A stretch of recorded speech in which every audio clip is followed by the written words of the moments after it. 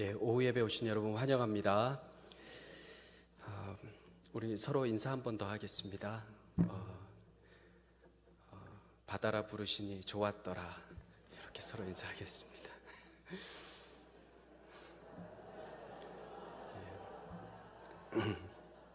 감사합니다. 우리 창세기 1장 9절부터 13절까지 우리 함께 읽어보겠습니다. 시작.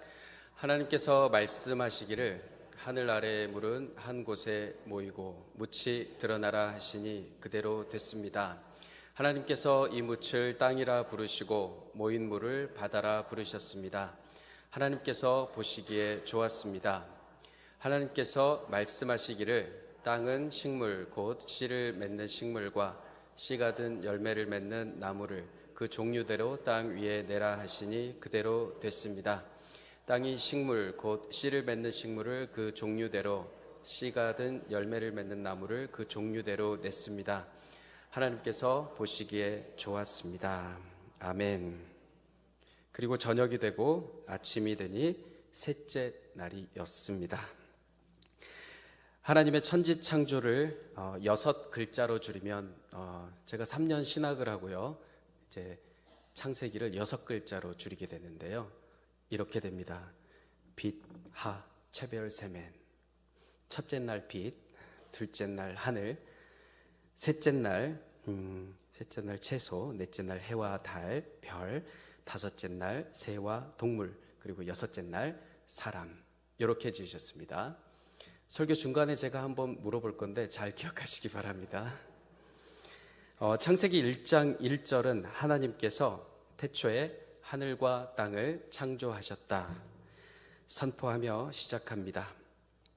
태초가 몇 만 년인지 혹은 몇 억 년인지 우리는 알 수 없습니다. 우리가 아는 것은 그것이 눈에 보이는 이 세계의 처음 시작이다라는 것입니다. 처음에 하나님께서 하늘과 땅을 만드셨는데 여기서 하늘은 온 우주를 말하고 땅은 지구를 말합니다. 그 하늘과 땅을 어떠한 방법으로 만드셨는지 그 자세한 내용에 대해서 창세기 1장 2절부터 설명을 시작합니다. 어둠이 먼저 있었는데 하나님께서 빛을 만드셨습니다. 어둠으로 시작해서 낮으로 끝나는 날, 즉 하루라는 개념이 처음 시작되었습니다. 그래서 유대인들에게 하루는 저녁 6시쯤 시작해서 그 다음 날 해질녘쯤에 끝나는 것입니다. 이것을 하나님은 첫째 날이라고 부르셨습니다. 시간과 공간을 창조하시고 하루를 천년처럼, 천년을 하루처럼 여기시는 우리 하나님은 둘째 날에 물 가운데 공간을 만드시고 공간 아래의 물과 공간 위의 물로 나누셨습니다. 그 구절을 함께 읽어보겠습니다. 시작. 하나님께서 말씀하시기를 물 가운데 공간이 생겨 물과 물이 나누어지라 하셨습니다. 이처럼 하나님께서 공간을 만드셔서 공간 아래의 물과 공간 위의 물을 나누시니 그대로 됐습니다. 하나님께서 이 공간을 하늘이라 부르셨습니다. 저녁이 되고 아침이 되니 둘째 날이었습니다. 아멘. 1장 1절의 하늘은 주석가들에 의하면 온 우주를 말하고 1장 8절의 하늘은 이 지구의 대기권을 말합니다. 셋째 날에 하나님께서 하늘 아래의 물은 한 곳으로 모이고 묻이 드러나라 명령하셨습니다. 창세기 1장 10절은 이렇게 말합니다. 하나님이 묻을 땅이라 부르시고 모인 물을 바다라 부르시니 하나님이 보시기에 좋았더라. 아멘. 하나님은 바다에 경계를 지으셔서 물이 묻을 침범하지 못하게 하셨습니다. 하나님께서는 이 묻을 땅이라 부르셨는데 하나님은 이 땅에게 이렇게 명령하셨습니다. 모든 식물과 나무를 종류대로 땅 위에 내라. 그리고 그대로 되었습니다. 그리고 하나님은 모인 물을 바다라 부르셨습니다. 오늘 저는 이 바다를 통해 보여주시는 하나님의 놀라운 은혜를 함께 나누고자 합니다. 사랑하는 성도 여러분, 창조의 6글자가 기억나시나요? 빛, 하, 재별, 세멘. 예, 제가 목사고시 볼 때 하나도 틀리지 않았습니다. 그래서 빛, 하, 재별, 세멘. 이 모든 일이 일어나기 전, 그러니까 태초 전에, 천지 창조가 일어나기 전에 어떤 일이 있었는지 성경은 이렇게 말하고 있습니다. 잠언 8장 22절부터 27절까지 우리 함께 읽겠습니다. 시작. 여호와께서 그 조화의 시작 곧 태초에 일하시기 전에 나를 가지셨으며 만세 전부터 태초부터 땅이 생기기 전부터 내가 세움을 받았나니 아직 바다가 생기지 아니하였고 큰 샘들이 있기 전에 내가 이미 났으며 산이 세워지기 전에 언덕이 생기기 전에 내가 이미 났으니 하나님이 아직 땅도 들도 세상 진토의 근원도 짓지 아니하셨을 때라. 그가 하늘을 지으시며 궁창을 해면에 두르실 때 내가 거기 있었고. 아멘. 여기서 나라고 표현된 부분은 우리 예수님을 말합니다. 천지가 창조되기 전부터 예수님이 하나님 옆에 하나님과 함께 계셨습니다. 오늘 설교의 주제인 바다를 그럼 누가 지으신 것입니까? 우리 예수님께서 지으셨습니다. 잠언 8장 29절부터 30절은 이렇게 말합니다. 바다의 경계를 정하시고 물이 그분의 명을 거스르지 못하게 하시고 땅에 기초를 세우셨을 때에 내가 그 곁에 있어서 창조자가 되어 날마다 그의 기뻐하신 바가 되었으며 항상 그 앞에서 즐거워하였으며. 아멘. 태초 전에 계신 예수님께서 창조자가 되어 이 모든 세상을 지으셨습니다. 예수님이 바다를 지으셨고 그것을 바다라 부르셨고 그 바다에게 명령하시는 것입니다. 이제 여기는 이집트의 홍해입니다. 지금으로부터 3,500년 전 하나님은 홍해의 물을 양쪽 벽으로 세우시고 아래 바닥을 마른 땅, 즉 묻이 되게 하셨습니다. 하나님은 바다 가운데 길을 내셔서 애굽에서 종살이하던 이스라엘 백성을 구원하셨습니다. 이스라엘 진 앞에 가던 하나님의 사자가 그들을 뒤로 옮겨 가매 출애굽기 14장 19절에 나와 있는 내용입니다. 구름 기둥도 그 앞에서 그 뒤로 옮겨라고 말씀하십니다. 하나님의 사자, 여호와의 사자는 구약 시대에 나타나셨던 예수님의 또 다른 호칭 중 하나입니다. 바다를 지으신 예수께서 바다에게 명령하셔 물 가운데가 마른 땅이 되게 하신 것입니다. 그때 그들은 그렇게 우리 예수님을 만났습니다. 그렇다면 2024년 이 시대를 사는 우리는 어떠할까요? 데살로니가전서는 여기 모인 우리가 어떻게 다시 오실 주님을 만날지 기록하고 있습니다. 데살로니가전서 4장 16절 17절을 함께 읽겠습니다. 시작. 그날의 주님은 하늘로부터 내려오셔서 천사장의 소리와 하나님의 나팔 소리가 울리는 가운데 큰 소리로 호령하실 것입니다. 그때 그리스도를 믿다가 죽은 자들이 먼저 일어나고 그 위에 살아있는 자들도 그들과 함께 구름 속으로 끌려 올려져 하늘에서 주님을 만나게 될 것입니다. 아멘. 우리는 하늘로 끌어올려져 하늘에서 우리 주님을 만나게 될 것입니다. 성경 66권의 가장 마지막 책인 요한계시록은 유리바다에 대해서 설명하는데 지금 우리가 말한 하늘을 유리바다라고 표현했습니다.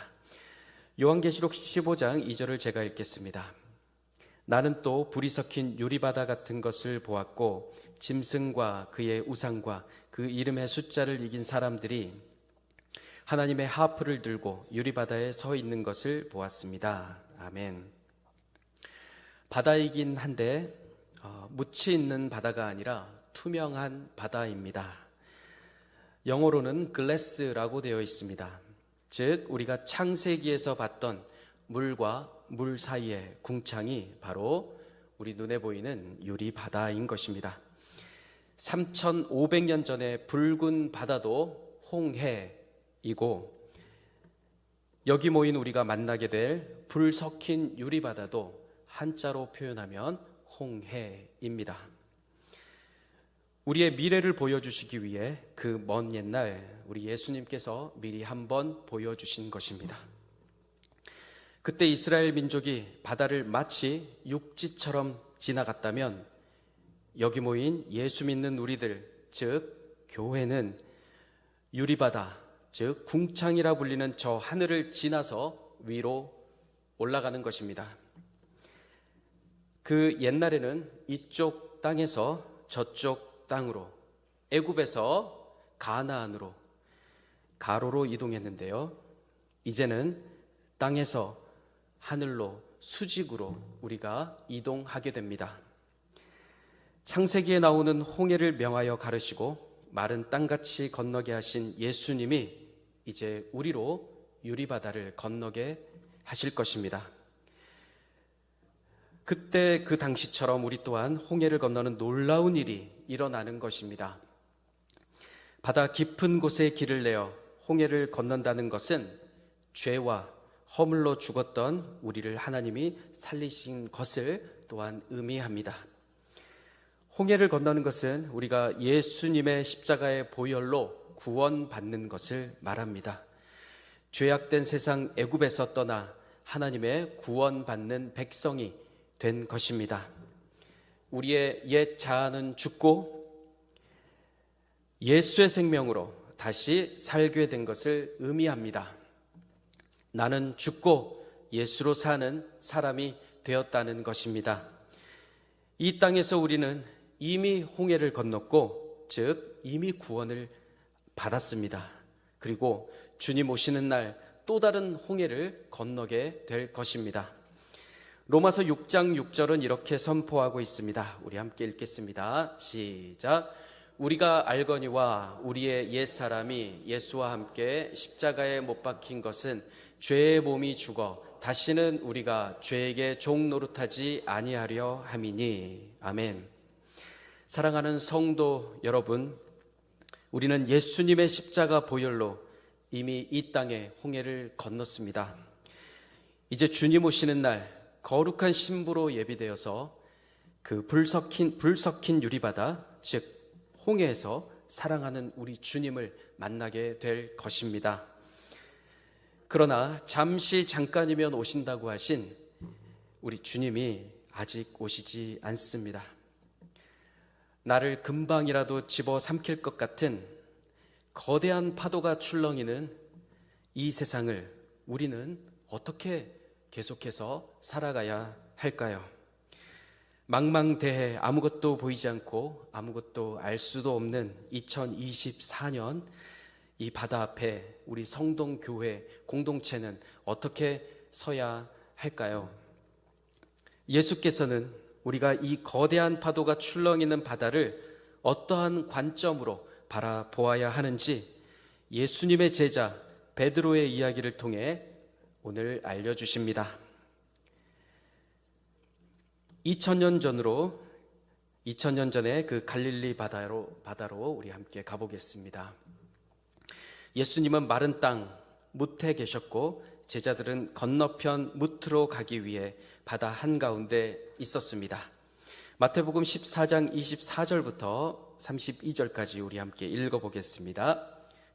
24절 시작. 배가 이미 육지에서 술이나 떠나서 바람이 거스름으로 물결로 말미암아 고난을 당하더라. 밤사경에 예수께서 바다 위로 걸어서 제자들에게 오시니 제자들이 그가 바다 위로 걸어오심을 보고 놀라 유령이라 하며 무서워하여 소리 지르거늘 예수께서 즉시 이르시되 안심하라 나니 두려워하지 말라. 베드로가 대답하여 이르되 주여 만일 주님이시거든 나를 명하사 물 위로 오라 하소서 하니 오라 하시니 베드로가 배에서 내려 물 위로 걸어서 예수께로 가되 바람을 보고 무서워 빠져가는지라 소리질러 이르 나를 구원하소서 하니 예수께서 즉시 손을 내밀어 그를 붙잡으시며 이르시되 믿음이 작은 자여 왜 의심하였느냐 하시고 배에 함께 오르심에 바람이 그치는지라. 아멘. 제자들이 예수님 없이 바다에 있었습니다. 그리고 바람을 거슬러 노를 젓느라 애를 쓰고 있습니다. 어느덧 밤이 깊었고 이제 새벽 3시가 지나자 놀라운 일이 벌어졌습니다. 바다를 만드시고 그것을 바다라 부르시고 이스라엘 백성으로 바다 아래를 걷게 하신 예수님이 지금 바다 위를 걸어서 제자들에게 다가가십니다. 두려움에 떨고 있는 제자들에게 예수님께서 이렇게 말씀하십니다. 함께 읽겠습니다. 시작. 안심해라, 나다, 두려워하지 마라. 아멘. 안심해라, 이 단어를 그리스어 원어로 보면 이렇게 되어 있습니다. 사르세이테, 용기를 가져라, 이렇게 되어 있습니다. 용기를 가져라. 만약 여러분 옆에 있는 단 한 명에게 이 단어를 쓸 때는요, 사르세이라고 합니다. 태자를 빼고요. 용기를 가져, 힘을 내, 2024년이 밝았어, 다시 한번 힘차게 해보자, 이럴 때 예수님께서 사르세이 하는 겁니다. 우리 한번 예수님처럼 옆분에게 한번 용기를 내, 그리스어로 해보겠습니다. 시작. 사르세이. 감사합니다. 여러 사람에게 한꺼번에 할 때는 사르세이테 하시면 되겠습니다. 사르세이는 오직 믿음을 가진 사람에게만 예수님께서 말씀하시는 단어입니다. 사르세이는 너에게 믿음이 있으니 용기를 내 라고 말하는 것입니다. 이때 예수님을 본 베드로가 이렇게 말합니다. 14장 28절입니다. 시작. 주여, 정말 주님이시라면 저에게 물 위로 걸어오라고 하소서. 아멘. 물 위를 걷고 계시던 우리 예수님이 베드로에게 말씀하십니다. 오라. 예수께서 오라, come 이라고 명령하시자 믿음을 가진 베드로가 물 위를 걸어서 예수님께 갑니다. 이것이 어떻게 가능한 것일까요? 아무리 어부였던 베드로라 할지라도 거센 바람이 몰아치는 캄캄한 새벽에 바다로 뛰어든다는 것은 죽는 거나 마찬가지입니다. 베드로는 믿음이 있었지만 거센 바람이 몰아치자 그 파도에 그만 시선을 빼앗기고 말았습니다. 그러자 베드로의 몸은 바닷속으로 가라앉기 시작했습니다. 예수님을 바라보다가 이 세상을 바라보는 순간 우리는 두려움에 사로잡히게 되고 우리는 절망 속으로 가라앉기 시작하는 것입니다. 예수님께서 여기 모인 우리 모두에게도 믿음을 주셨지만 우리는 이 세상에 시선을 빼앗길 때가 아주 많습니다. 우리의 건강, 우리가 가진 물질, 자녀, 그 외 여러 가지 문제들, 이 세상에 보암직하고 먹음직한 것들에 우리의 마음을 금방 빼앗깁니다. 내 삶 속에 예수님은 안 보이고 절망 속에 혼자 있는 것 같은 느낌을 받을 때가 많습니다. 그러나 사랑하는 성도 여러분, 절망하지 마시기 바랍니다. 마태복음 14장 31절에 이렇게 말씀하고 계십니다. 시작. 예수님께서는 즉시 손을 내밀어 베드로를 잡아주시며 말씀하셨습니다. 믿음이 적은 사람아, 왜 의심하였느냐. 아멘. 여러분, 어떠한 상황이든지 절망하지 마시기 바랍니다. 왜냐하면 주님이 즉시 손을 내밀어 우리 손을 잡아주실 것이기 때문입니다. 주님 도와주세요 라고 외치면 예수님이 즉시 여러분의 손을 잡아주십니다. 저는 여수에서 태어나서 웅천 앞바다에서 살았습니다. 특히 저는 물 속에서 살았습니다. 수영은 기본이고 배 5척은 잠수를 해서 건너갈 정도였습니다. 그런데 제가 단 한 번도 경험해 보지 못한 일이 있는데요. 그것은 바로 물 위를 걷는 것입니다. 제가 옹천 앞바다에서 믿음을 가지고, 예수님 저에게 믿음을 주셨습니다. 그래서 제가 믿음을 가지고 옹천 앞바다를 걷는 것을 3번을 시도했습니다. 잠시 영상 자료를 한번 보겠습니다.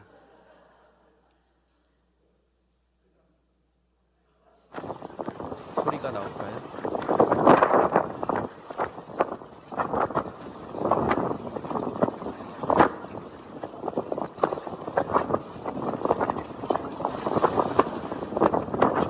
이게 첫 번째 실패입니다. 두 번째는 믿음을 가지고 해보았습니다. 믿음을 가지고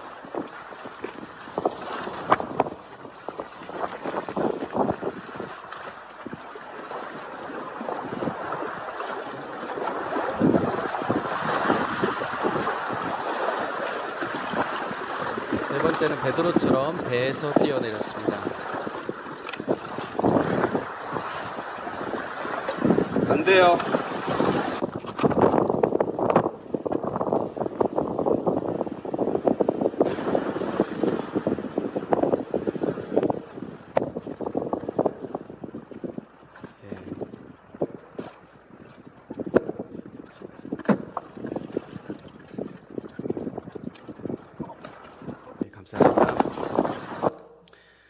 왜 저는 믿음이 있는데도 불구하고 베드로처럼 잠시도 물 위를 걷지 못한 것일까요?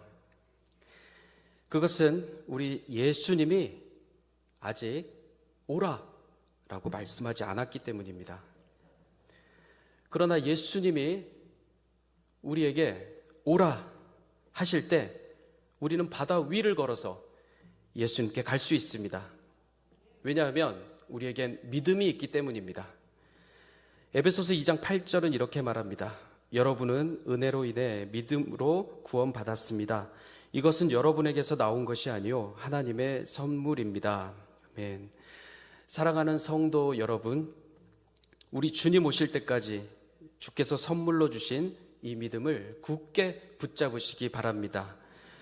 예수님은 믿음을 가진 우리에게 그럼 언제쯤 오라 말씀하실까요? 그때를 우리는 알 수 없고 오직 아버지만 알고 계십니다. 그러면 누가 결국 유리바다 위에 서게 되어 우리 주님을 만나게 되는 것일까요? 누가 만나게 되는지 요한계시록 15장 2절이 분명히 말씀하고 있습니다. 시작.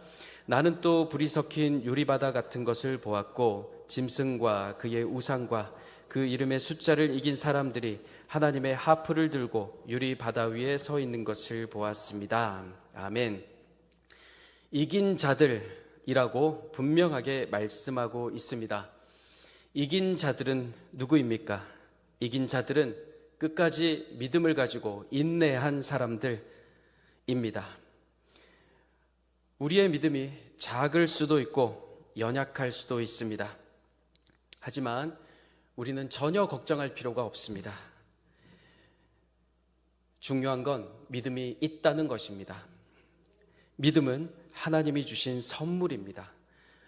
언제든 그 믿음을 사용하시면 됩니다. 2024년 무엇을 하든 믿음으로 하는 우리 성도님들 되시길 주님의 이름으로 축복합니다. 말씀을 맺겠습니다. 우리는 오늘 바다를 창조하신 예수님이 바다를 명하여 홍해를 마른 땅같이 건너게 하시고 구원받은 주의 자녀들이 마침내 유리바다에 서게 될 것을 함께 보았습니다. 이스라엘 백성들이 홍해를 마른 땅같이 건넜고 베드로 사도가 물로 된 바다 위를 걸어갔다면 여기 모인 우리는 공기로 된 바다 위를 걸어서 예수님을 만나게 될 것입니다. 2024년 담대하게 은혜의 보좌 앞에 나가 하나님께 구하고 믿음을 가지고 끝까지 인내하는 우리 성동교회 성도님들 되시길 축복합니다. 언젠가 우리 주님께서 여기 모인 믿음을 가진 우리 성도님들에게 말씀하실 것입니다. 오라. 그날에 성동교회 모든 성도들이 불 섞인 그 유리바다 위에 서서 함께 노래하며 춤추며 우리 하나님을 찬양했으면 좋겠습니다. 아멘.